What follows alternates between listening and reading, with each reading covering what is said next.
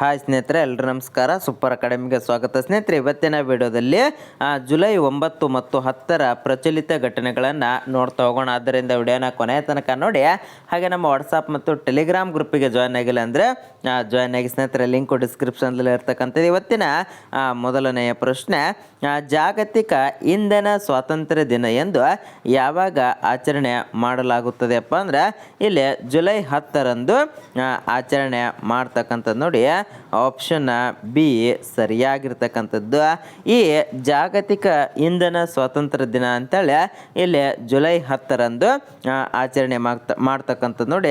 ಜಾಗತಿಕ ಇಂಧನ ಸ್ವಾತಂತ್ರ್ಯ ದಿನವನ್ನು ಇಲ್ಲಿ ಪ್ರತಿ ವರ್ಷ ಜುಲೈ 10ರಂದು ದೇಶಾದ್ಯಂತ ವಿಶ್ವಾದ್ಯಂತ ಆಚರಣೆ ಮಾಡ್ತಕ್ಕಂಥದ್ದು ನವೀಕರಿಸಲು ಸಾಧ್ಯವಾಗದ ಸಂಪನ್ಮೂಲಗಳ ಮೇಲಿನ ಅವಲಂಬನೆಯನ್ನು ಕಡಿಮೆ ಮಾಡಲು ಮತ್ತು ಶುದ್ಧ ಹೆಚ್ಚು ಸ್ಥಿತಿಸ್ಥಾಪಕ ಇಂಧನ ವ್ಯವಸ್ಥಿತ ಪರಿವರ್ತನೆಗೊಳ್ಳುವ ಪ್ರಾಮುಖ್ಯತೆಯ ಬಗ್ಗೆ ಸರ್ಕಾರಗಳು ಮತ್ತು ಸಂಸ್ಥೆಗಳು ಮತ್ತು ವ್ಯಕ್ತಿಗಳಿಗೆ ಈ ದಿನವನ್ನು ಜಾಗರೂಕತೆ ಮೂಡಿಸಲು ಒಂದು ಮೀಸಲು ಇಡಲಾಗಿರ್ತಕ್ಕಂಥದ್ದು.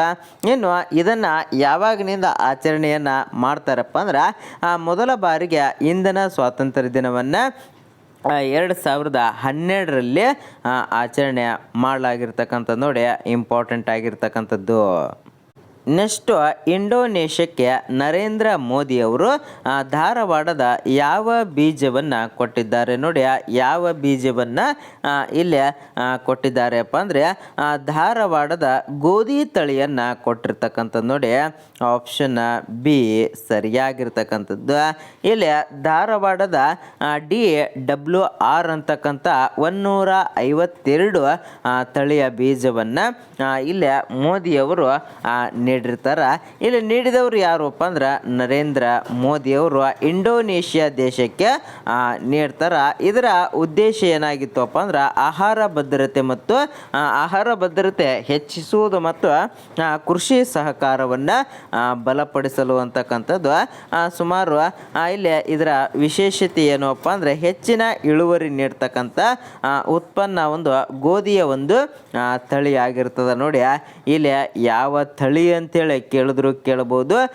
ಯಾವ ದೇಶಕ್ಕೆ ಕೇಳ್ತಕ್ಕಂಥ ಚಾನ್ಸಸ್ ಜಾಸ್ತಿ ಇರ್ತಕ್ಕಂಥದ್ದು. ನೆಕ್ಸ್ಟು, ಎಲ್ಲಿ ರಾಜ್ಯದ AI ವಿಶ್ವವಿದ್ಯಾಲಯ ಸ್ಥಾಪನೆ ಮಾಡಲಾಗುತ್ತಿದೆ ನೋಡಿ. ಇಲ್ಲಿ ಕರ್ನಾಟಕದ DK ಶಿವಕುಮಾರ್ ಅವರು ಇದನ್ನು ಬೆಂಗಳೂರಿನಲ್ಲಿ ಸ್ಥಾಪನೆ ಮಾಡಲು ನಿರ್ಧಾರವನ್ನು ಮಾಡಿರ್ತಾರೆ ನೋಡಿ. ಇತ್ತೀಚೆಗೆ AI ಅಂತಕ್ಕಂಥದ್ದು ಬಹಳ ಪ್ರಾಮುಖ್ಯತೆಯನ್ನು ಪಡೆದಿರ್ತಕ್ಕಂಥದ್ದು. ಆದ್ದರಿಂದ ನೆಗ್ಲೆಕ್ಟನ್ನು ಮಾಡಿಬಿಡಿ. ಇದನ್ನು ಕರ್ನಾಟಕದ ಬೆಂಗಳೂರಿನಲ್ಲಿ ಸ್ಥಾಪನೆ ಮಾಡಲು ನಿರ್ಧಾರವನ್ನು ಮಾಡಿರ್ತಕ್ಕಂಥ. ಇದರ ಉದ್ದೇಶ ಏನಪ್ಪ ಅಂದ್ರೆ ಇಲ್ಲಿ ಕೃತಕ ಬುದ್ಧಿಮತ್ತೆ, ಯಂತ್ರ ಕಲಿಕೆ ಹಾಗೂ ಡೇಟಾ ವಿಜ್ಞಾನ ಕ್ಷೇತ್ರದಲ್ಲಿ ಉನ್ನತ ಶಿಕ್ಷಣ ಮತ್ತು ಸಂಶೋಧನೆಗೆ ಉತ್ತೇಜನ ನೀಡಲು ಇದನ್ನು ಸ್ಥಾಪನೆ ಮಾಡಲಾಗಿರ್ತಕ್ಕಂಥದ್ದು.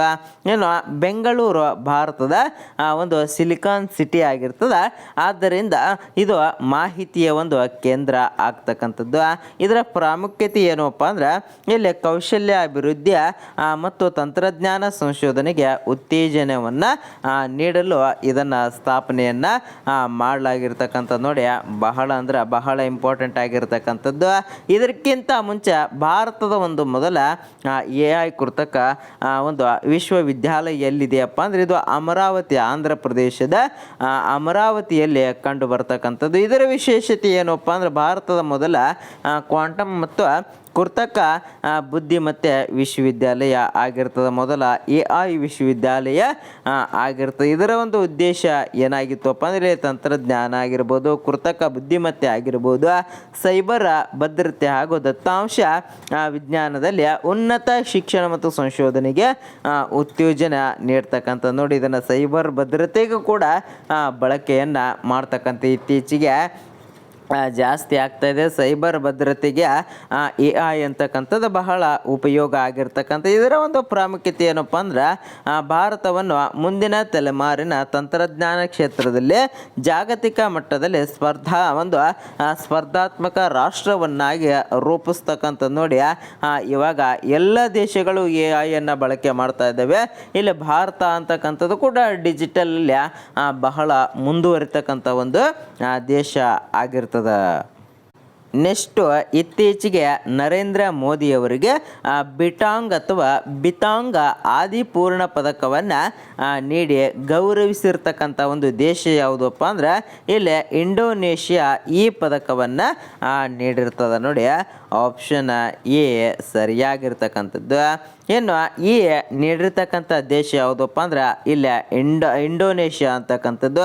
ಇಲ್ಲಿ ಬಿಟಾಂಗ್ ಅಥವಾ ಬಿತಾಂಗ್ ಆದಿಪೂರ್ಣ ಅಂತಕ್ಕಂಥ ಪ್ರಶಸ್ತಿಯನ್ನು ನೀಡಿ ಗೌರವಿಸಲಾಗಿರ್ತಕ್ಕಂಥ. ಇದರ ವಿಶೇಷತೆ ಏನಪ್ಪ ಅಂದ್ರೆ ಇಂಡೋನೇಷ್ಯಾದ ಅತ್ಯುತ್ತಮ ನಾಗರಿಕ ಗೌರವ ಪ್ರಶಸ್ತಿ ಆಗಿರ್ತದೆ. ಆದ್ದರಿಂದ ಸ್ವಲ್ಪ ಇಂಪಾರ್ಟೆಂಟ್ ಆಗಿರ್ತಕ್ಕಂಥದ್ದು. ಇದನ್ನು ಯಾರು ನೀಡ್ತಾರಪ್ಪ ಅಂದ್ರೆ ಇಂಡೋನೇಷ್ಯಾದ ಅಧ್ಯಕ್ಷರಾಗಿರ್ತಕ್ಕಂಥ ಪ್ರಭುವೋ ಸುಬಿಯಾಂಟೋ ಅಂತಕ್ಕಂಥವ್ರು ಈ ಪ್ರಶಸ್ತಿಯನ್ನು ನೀಡ್ತಾರೆ ನೋಡಿ. ಯಾರು ನೀಡಿದರು ಅಂಥೇಳಿ ಕೂಡ ಪ್ರಶ್ನೆಯನ್ನು ಕೇಳಬಹುದು. ಏನು ನೀಡಿದ್ದಕ್ಕೆ ಕಾರಣ ಏನಪ್ಪ ಅಂದರೆ ಇಲ್ಲಿ ಭಾರತ ಮತ್ತು ಇಂಡೋನೇಷ್ಯಾ ನಡುವಿನ ಸ್ನೇಹ ಸಂಬಂಧ ಅಥವಾ ಸಹಕಾರ ಮತ್ತು ದ್ವಿಪಕ್ಷೀಯ ಸಂಬಂಧವನ್ನು ಬಲಪಡಿಸಲು ಈ ಪ್ರಶಸ್ತಿಯನ್ನು ನರೇಂದ್ರ ಮೋದಿ ಅವರಿಗೆ ಇಂಡೋನೇಷ್ಯಾ ಸರ್ಕಾರ ನೀಡಿರ್ತದೆ.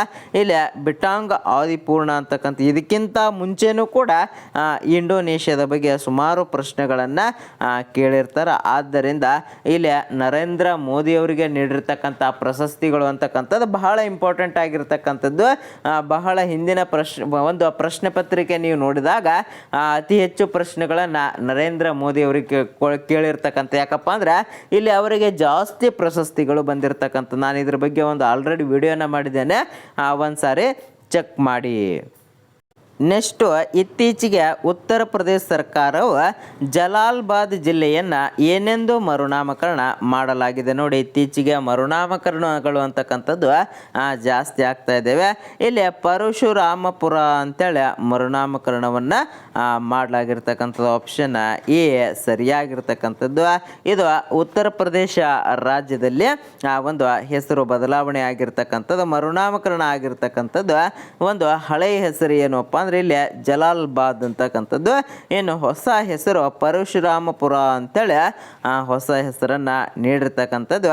ಇದನ್ನು ಯಾಕೆ ನಿರ್ಧಾರವನ್ನು ತೆಗೆದುಕೊಂಡಿದ್ದಾರೆಪ್ಪ ಅಂದ್ರೆ ಇಲ್ಲಿ ಉತ್ತರ ಪ್ರದೇಶದ ಒಂದು ಸಚಿವ ಸಂಪುಟ ಇದಕ್ಕೆ ಅನುಮೋದನೆಯನ್ನು ನೀಡಿರ್ತದೆ. ಹೆಸರನ್ನು ಬದಲಾವಣೆ ಆಗಬೇಕಪ್ಪ ಅಂದ್ರೆ ಆ ಒಂದು ಸಚಿವ ಸಂಪುಟದ ಅನುಮೋದನೆ ಬೇಕಾಗಿರ್ತದೆ. ಇಲ್ಲಿ ಅನುಮೋದನೆ ಸಿಕ್ಕಿರ್ತಕ್ಕಂಥ. ಇದರ ಒಂದು ಉದ್ದೇಶ ಏನಾಗಿತ್ತಪ್ಪ ಅಂದ್ರೆ ಇಲ್ಲಿ ಪರಶುರಾಮಪುರದೊಂದಿಗೆ ಸಂಬಂಧಪಟ್ಟಿರ್ತಕ್ಕಂಥ ಒಂದು ಐತಿಹಾಸಿಕ ಮತ್ತು ಸಾಂಸ್ಕೃತಿಕ ಪರಂಪರೆಯನ್ನು ಗೌರವಿಸಲು ಉತ್ತರ ಪ್ರದೇಶ ಸರ್ಕಾರ ಈ ನಿರ್ಧಾರವನ್ನು ತೆಗೆದುಕೊಂಡಿರ್ತಕ್ಕಂಥದ್ದು ನೋಡಿ. ಇತ್ತೀಚೆಗೆ ಮರುನಾಮಕರಣಗಳು ಜಾಸ್ತಿ ಆಗ್ತಾ ಇದ್ದಾವೆ, ಅದರ ಬಗ್ಗೆ ಸ್ವಲ್ಪ ಗಮನವನ್ನು ಕೊಡಿ.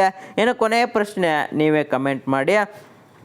ಸಾಧ್ಯ ಆದರೆ ಇದ್ರ ಬಗ್ಗೆ ವಿವರಣೆಯನ್ನು ನೀವೇ ಕಮೆಂಟ್ ಬಾಕ್ಸ್ನಲ್ಲಿ ಕೊಡ್ತಕ್ಕಂಥ ಒಂದು ವ್ಯವಸ್ಥೆಯನ್ನು ಮಾಡಿ. ಇತ್ತೀಚಿನ ವರದಿಯ ಪ್ರಕಾರ ಅತಿ ಹೆಚ್ಚು ಕಾಲೇಜುಗಳನ್ನು ಹೊಂದಿರುವ ರಾಜ್ಯಗಳ ಪಟ್ಟಿಯಲ್ಲಿ ನಮ್ಮ ಕರ್ನಾಟಕ ಅಂತಕ್ಕಂಥ ದೇಶದಲ್ಲಿ ಎಷ್ಟನೇ ಸ್ಥಾನವನ್ನು ಪಡೆದುಕೊಂಡಿದೆ ಅಂತಕ್ಕಂಥದ್ದನ್ನು ಕಮೆಂಟ್ ಮಾಡ್ತೀರಾ ಅಂತ ತಿಳ್ಕೊಂಡು ಈ ವಿಡಿಯೋನ ಇಲ್ಲಿಗೆ ಮುಗಿಸ್ತಾ ಇದ್ದೇನೆ. ಜೈ ಹಿಂದ್, ಜೈ ಕರ್ನಾಟಕ.